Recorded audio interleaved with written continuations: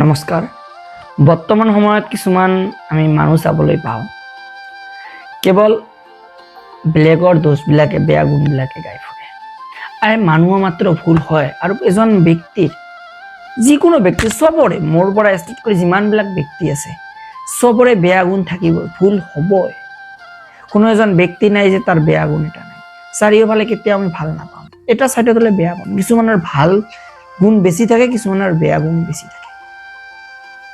বৰ্তমান সময়ত আমি দেখিব পাওঁ কেৱল বেয়া গুণটোক লৈয়ে মানুহে লাগি থাকে।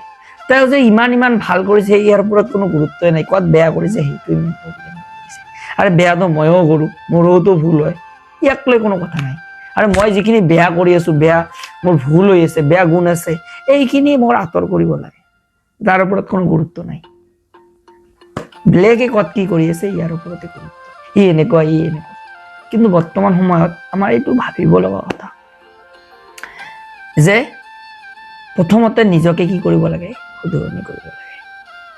যেতিয়া মোৰ চুষ্মাযোৰ বা চকু দুটা ভাল হ'ব, মই ভাল হ'ম, মোৰ মানসিকতাখিনি ভাল হ'ব, মই চবকে ভাল